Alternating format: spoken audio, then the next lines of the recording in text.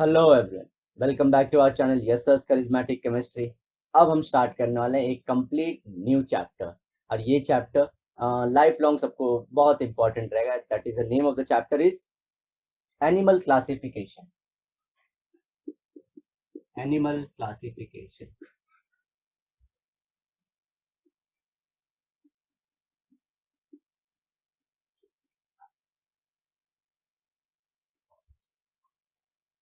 इसे ये चैप्टर ऐसा है जो हम एक बार पढ़ भी लेते हैं, फिर कहीं ना कोई स्टेज ऑफ लाइफ में हम ये वापस से भूल जाते हैं। सो आज हम ट्राई करेंगे कि ये चैप्टर बड़ा चैप्टर है। सो हम इसके अंदर किंगडम, ऑर्डर, फाइलम, क्लासेस सब देखेंगे इसके अंदर, एंड सो दैट कि आप लोग को एग्जाम में भी होता जाए और आप लोग को लाइफ लॉन्ग भी जितना याद हो सके वो कैरेक्टरिस्टिक्स याद कराने की आपको कोशिश करेंगे। सो एनिमल क्लासिफिकेशन में जानने के पहले, जैसे कि आप लोग को पाई चार्ट एग्जाम में आने के चांसेस ज़्यादा रहते हैं। इवन चैप्टर के स्टार्ट में भी आप लोग को दिया गया पाई चार्ट के थ्रू ही आप लोग को आगे बढ़ना है। बेसिकली हम लोग कैरेक्टर ये बोलते हैं ना, चार्ट्स क्यों बनाते हैं? सो दैट कि जो एजुकेशन है या जो हमारी पढ़ाई है वो इजी हो सके, चीज़ों को हम और अच्छे से जान पाए, इजी रहे, हमारे दिमाग में थोड़ा पढ़ने को आसान रहता है। सो एनिमल क्लासिफिकेशन के लिए पहले हमें करना पड़ता है living organisms classification, so that कि हम लोग यहाँ तक पहुंचे। सो लिविंग ऑर्गेनिज्म का क्लासिफिकेशन कैसे, इन्हें कैसे बांटा गया? First,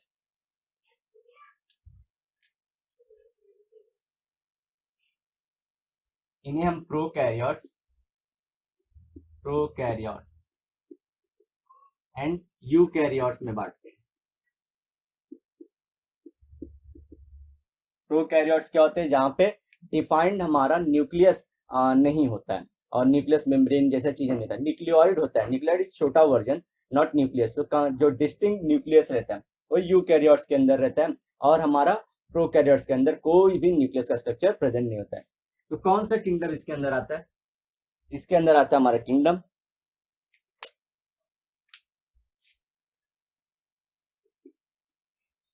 kingdom Monera. मोनेरा का एग्जाम्पल कौन होते हैं? बैक्टीरिया, जो आप जानते हैं। बैक्टीरिया जितने भी होंगे सब मोनेरा किंगडम के अंदर। और वो कैसे सेल होता है, उनका सेल का स्ट्रक्चर कैसा था? प्रोकैरियोटिक रहता है। तो ये आप लोग को ध्यान देना चाहिए। अब यूकैरियोट का क्लासिफिकेशन फर्दर डिवाइड होता है। कैसे? दो पार्ट में,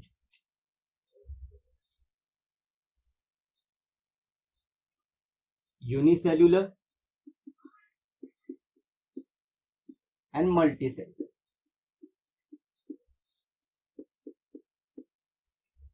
ठीक है, यूनिसेलुलर, मल्टीसेलुलर। यूनिसेलुलर मतलब न्यूक्लियस होगा लेकिन सेल सिंगल रहेगा, ऐसा।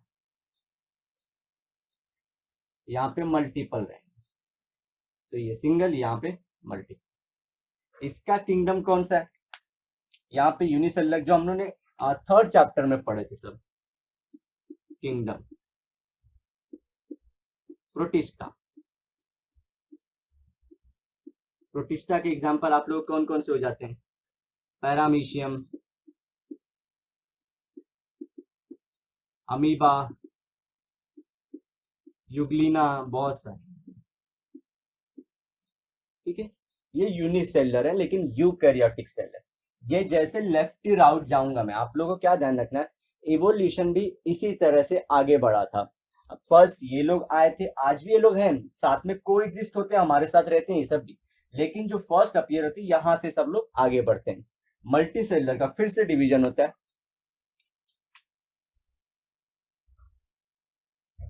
विथ सेल वॉल, और second without cell wall, without cell wall. तो एक विद सेल होता है, एक without cell wall. Sorry, cell wall क्या होता है? आपके सेल के ऊपर एक एडिशनल लेयर रहती है। मेम्ब्रेन की बात नहीं कर रहा हूं मैं, सेल मेम्ब्रेन डिफरेंट चीज होती है, सेल वॉल अलग होता है। ये सेल्यूलोजिक मटेरियल से बना। सो ये सेल वॉल हो गया, और सेल मेम्ब्रेन अलग चीज होती है। सो ये फर्दर डिवाइडेड है टू किंगडम के अंदर।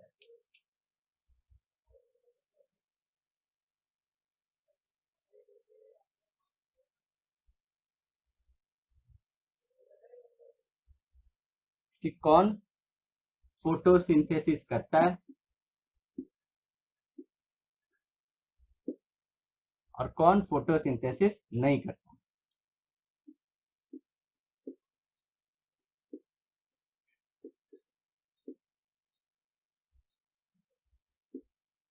इसका आप किंगडम लिख लेंगे हम लोग। अगेन इसका किंगडम है, जो फोटोसिंथेसिस करता है वो है प्लांटे, जो नहीं करता वो है फंजाई।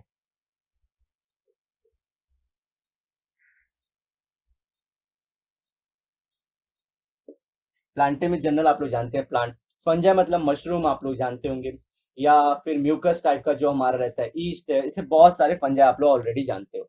अब विदाउट सेल वॉल में आता है इसका किंगडम, जो मोस्ट इंपॉर्टेंट है वो है एनिमिलिया।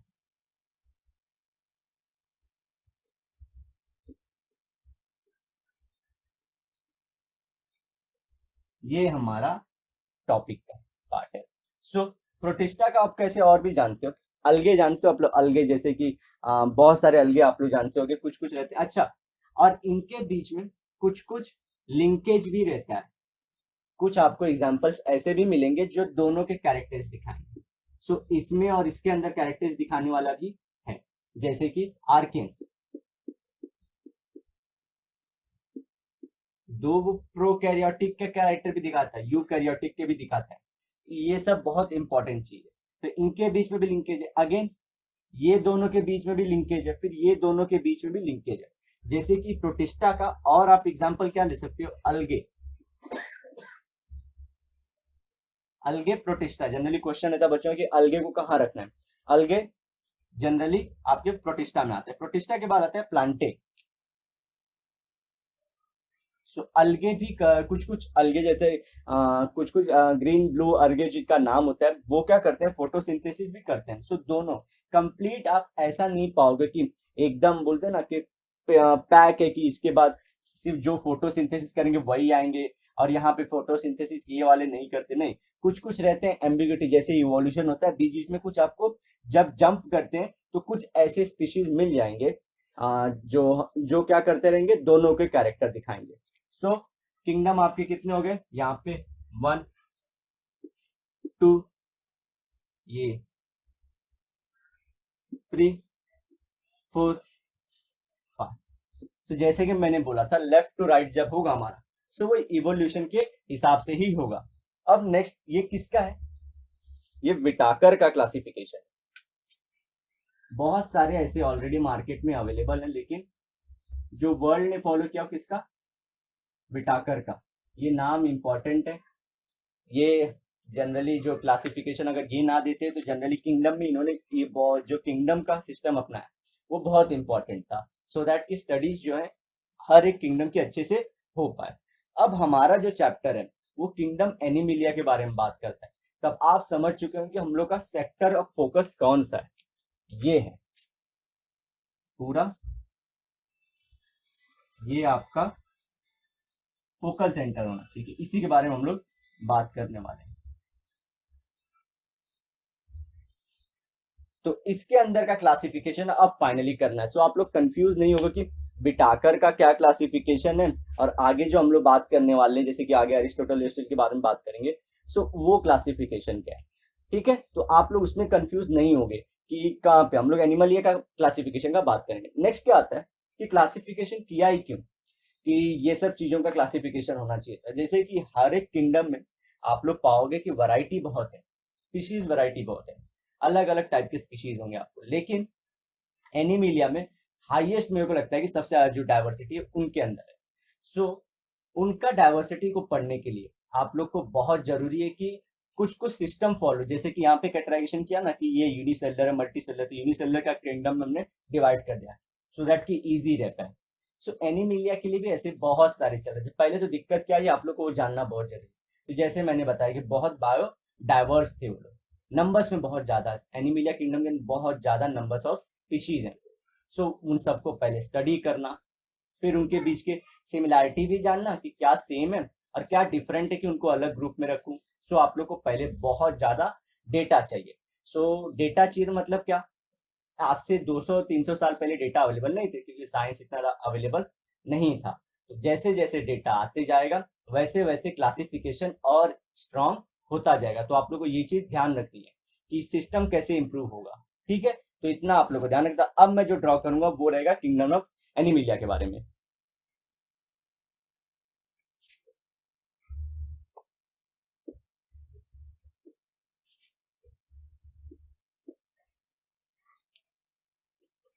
सो बहुत लोग ने ट्राई किया कि एनिमिलिया किंगडम का हम लोग क्या करें, उनका डिवीजन क्लासिफिकेशन करता है। लेकिन जो फर्स्ट बेसिक नाम आता है और जो बड़ा नाम आता है जिन्होंने इसको बहुत अच्छे ढंग से रखा वो थे एरिस्टोटल।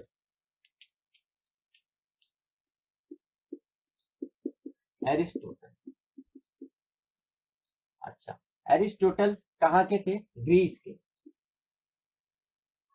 आप लोग पाओगे जैसे कि बहुत, जैसे हेरोडोटस हुआ, हमारा अलेक्जेंडर हुआ, द किंग था जिसको सिकंदर ही बोलते हैं इंडिया में, इवन प्लाटो, वैसे बहुत सारे जो बड़े थिंकर थे ना उस टाइम पे वो ग्रीस में ही थे। क्योंकि ग्रीस जब बोलते हैं ना इंडिया में अशोक और ये सब चल रहे थे उसी टाइम पे ग्रीस भी बहुत ज्यादा डेवलप था। तो उस टाइम पे उसकी उनकी जो साइंस थी, उनकी फिलॉसफी थी, उनका मैथ्स था, उनका रिलीजन था, सब पीक पे था।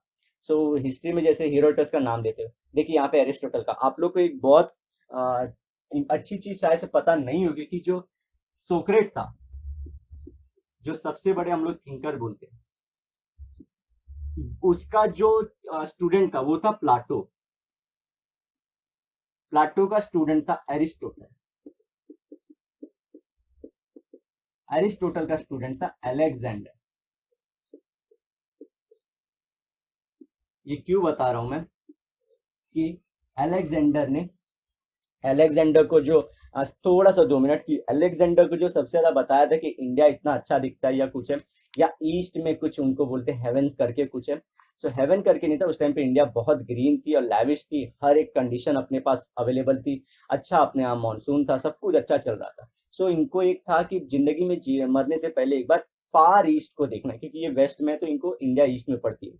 सो इससे मतलब क्या होता है कि in order to achieve great thing in your life you need to have a great Guru.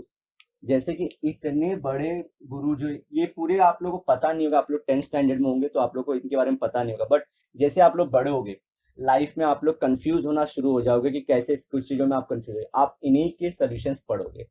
Already आप लोग जो बहुत सारी चीजें सोचते हो उन सब के जो क्वेश्चंस हैं, जो उनके आंसर्स है, ये लोग ने सब दे रखा है। सो अलेक्जेंडर का इतना ग्रेट होना क्योंकि उसका जो गुरु था वो इतना बड़ा था। फिर प्लाटो जो सबसे बड़ा थिंकर, और प्लाटो का था सोक्रेट। सो इतनी ग्रेट लाइन है थिंकर्स की, सो दैट कि वन एक ग्रेट राजा बॉर्न हुआ। इसी तरह आप लोग को लाइफ में एक ग्रेट टीचर की जरूरत होती है। So you have to follow some person, that can be your parents, friends, teachers हो सकते हैं आपके, और जो या तो जो रिलीजन में बिलीव रखते हैं। सो एनीवे कोई भी रहे, आपको किसी ना किसी में बिलीफ सिस्टम रखना होता है और वो आपको सही गाइड करे। तो इनको गाइड करने वाले लोग सही थे। सो एरिस्टोटल का हम लोग क्लासिफिकेशन पढ़ेंगे।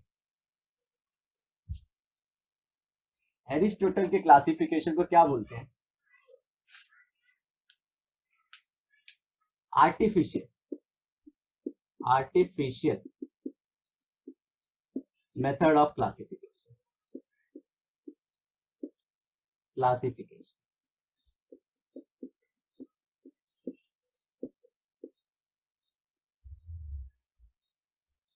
ठीक है, आप लोगों को ध्यान रखना है, ए से एरिस्टोटल, ए से आर्टिफिशियल। कहाँ से थे, ग्रीस से। तो ये ग्रीक फिलोसोफर थे। सो सोचिए ये फिलोसफी में थे और साइंस में पहले के जो भी लोग थे ना, जैसे न्यूटन व्यूटन हुए, फिर हमारे जितने भी हुए जैसे थिंकर थे, या पतंजलि करके जो थे, ये सब थिंकर जो थे ना, ये सब फील्ड में रहते थे। हर एक चीज को ये लोग, मतलब ये लोग फिलोसफी में भी रहते थे, हिस्ट्री में भी रहते थे, मैथ्स में भी रहते थे, साइंस में भी बहुत आगे रहते हैं। आज थोड़ा स्पेशलाइजेशन हो चुका है कि आप पर्टिकुलर सेक्टर में बहुत ज्यादा नॉलेजेबल हो। सो इतनी नीड भी है, ऐसा नहीं कि खराब चीज है, आज की नीड भी है कि आपको एक चीज में स्पेशल होना जरूरी भी है। सो ये इन्होंने बताया, इन्होंने क्या कंसिडर किया था एनिमल को क्लासिफाई करने के लिए, इन्होंने हैबिट, हैबिटेट और साइज।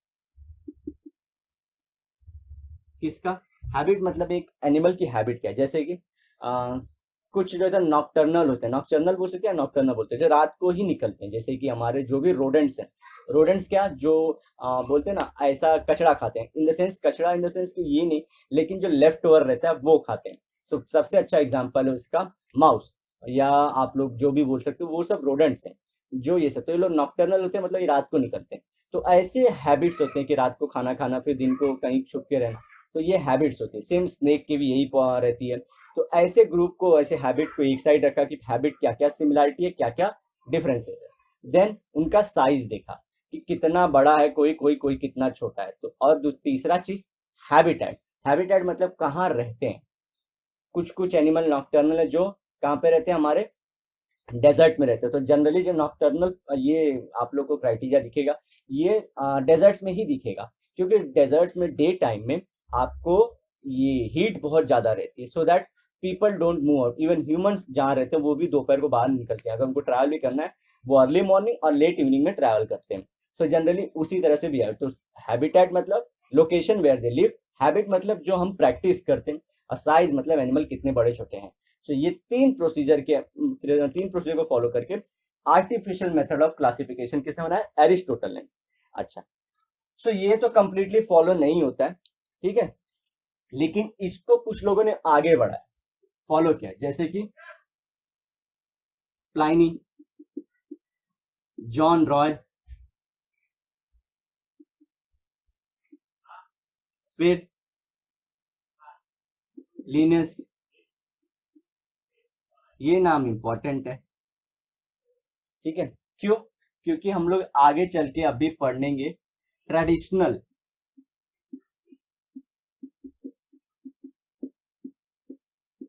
मेथड ऑफ क्लासिफिकेशन, जहां से हमारे पूरे चैप्टर की स्टार्ट होगी।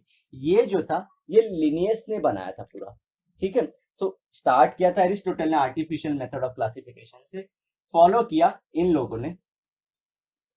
थियो फ्रेसस करके भी थे, वो भी थे जिन्होंने फॉलो किया था, अदरवाइज ये लोग भी थे। इनका नाम क्यों, ये लोग बहुत इंपॉर्टेंट लोग हैं हिस्ट्री में, आप लोग को भले नाम मालूम पड़े जैसे साइंस की हिस्ट्री में, लेकिन इनका नाम रिमेंबर करना बहुत जरूरी। तो लिनस का जो है ये बुक में दिया नहीं गया आप लोग, क्योंकि ट्रेडिशनल जो मेथड ऑफ क्लासिफिकेशन है वो लिनस ने बताया था, ये आप लोग गूगल कर सकते हो, ठीक है। तो ये याद रखना आप लोग को, और इसके बारे में आगे बात करना। फिर उसके बाद क्या हुआ, आर्टिफिशियल मेथड ये लोग ने फॉलो किया, फिर एक सेकेंड मेथड भी आया,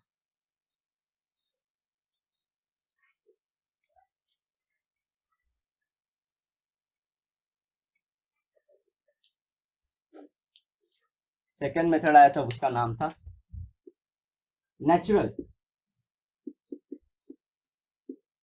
वो आर्टिफिशियल था एरिस्टोटल, ये natural method of classification.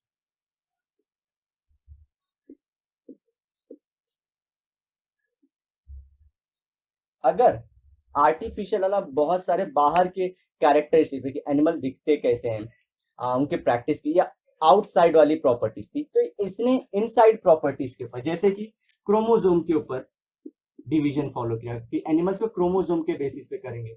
Then उनका बायो केमिकल प्रोसेस के ऊपर, ऐसे इंटरनल चीजों को उन्होंने फॉलो करके, कुछ लोगों ने जो थे वो लोगों ने फॉलो करके ये सिस्टम ऑफ क्लासिफिकेशन फॉलो किया था, नेचुरल मेथड ऑफ क्लासिफिकेशन। तो ये सेकेंड मेथड आप लोग जान गए। फिर एक और है कार्ल वुड्स, रिसेंटली इन्होंने भी एक क्लासिफिकेशन प्रपोज की है, ठीक है।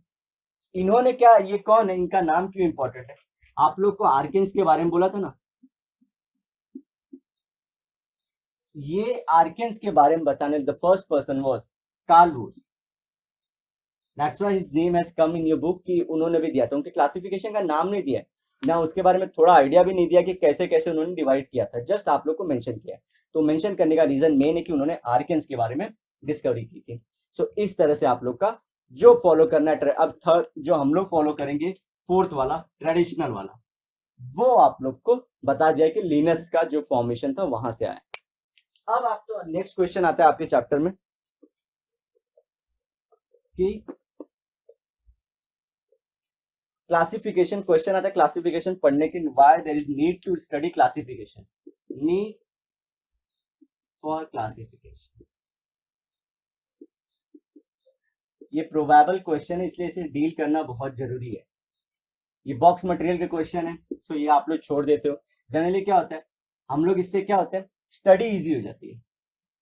अगर आप क्लासीफाई कर देते हो तो स्टडी इजी हो जाती है आपके दिमाग में, बहुत सारी चीजें स्टैगर्ड नहीं रहती। जैसे कि मैंने ड्रॉ किया था फर्स्ट और लिविंग ऑर्गेनिज्म का, तो स्टडी बहुत इजी हो जाती है। फिर क्या होता है, अगर आप किंगडम ए की, जैसे कि आप लोग क्राइटेरिया सेट हो जाता है, क्राइटेरिया बेस्ड अप्रोच हो जाता है। थर्ड क्या हो जाता है, आप लोग और क्या चीजें जान जाते हो कि if you study about some animals या some species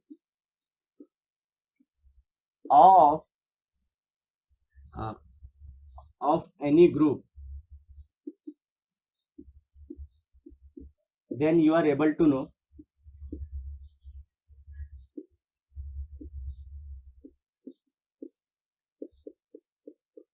about other species too,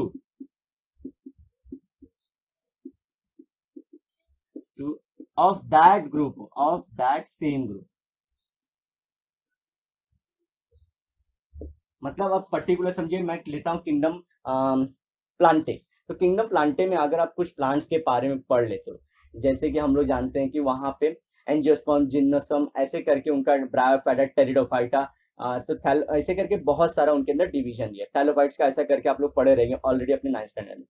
सो उससे क्या होता है, आपके दिमाग में अगर थोड़ा थोड़ा प्लांट्स का एग्जांपल पढ़ लेते हो, so you know about the basic of that kingdom, Plantae kingdom के। हम लोग जान जाते हैं कि इसके अंदर तो फोटोसिंथेसिस होने वाले, then flowering, non flowering, monocotyledon, dicotyledon, ऐसे आप लोग सेपरेट करके पढ़ लेते हो तो फायदा हो जाता है। तो आप कुछ कुछ उस ग्रुप के सबके बारे में जान जाते हो कि बेसिक क्राइटेरिया उस ग्रुप में क्या होने वाला है, सो वो जान जाते हो।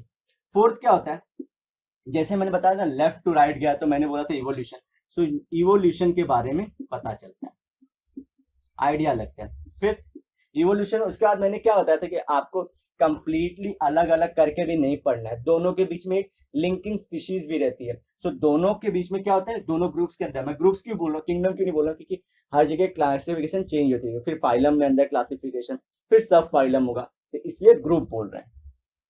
सो linkage between the species and groups में आप लोग जान जाते हो।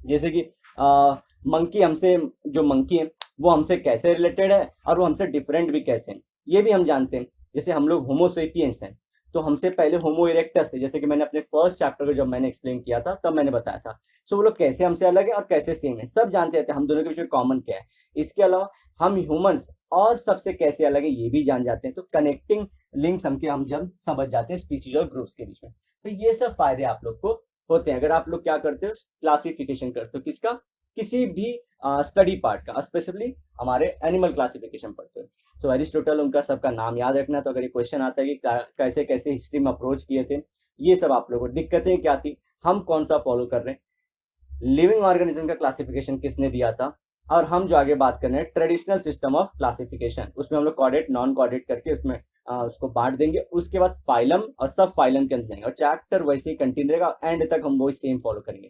यहाँ पे और थोड़ा सा 2 डिवीजन आपको पढ़ना है कॉर्डेट नॉन कॉर्डेट के बारे में, ठीक है। तो वो हम लोग नेक्स्ट वीडियो में इसे कवर कर लेंगे और थोड़ा सा और भी जान जाएंगे कि सब फाइलम क्या होते हैं। आप लोग को थोड़ा सा एक ट्रिक भी रहेगा कि आप लोग कैसे जान सकते हो कि हायर कैसे ग्रुप है, फिर लोअर पार्ट में कैसे कैसे आते हैं, वो इसका एक कोड है, वो भी दे दूंगा उसी लेक्चर में, नेक्स्ट लेक्चर में अपने, ठीक है। तो अगर आप लोग को ये वीडियो अच्छी लगी तो प्लीज इसे लाइक करना, अपने दोस्तों में इसे शेयर भी करना, और हमारी पास्ट की वीडियोस बहुत अच्छी हैं जिसमें हमने बहुत डिटेल में टॉपिक्स कवर किए हैं, तो आप लोग वो वीडियोस भी जरूर देखिए जाके वहाँ पे। और अगर एंड तक देखा आप लोग ने तो इसे जरूर लाइक करना और लाइक करना, अपना कमेंट भी देना। तब तक के लिए bye and have a great day.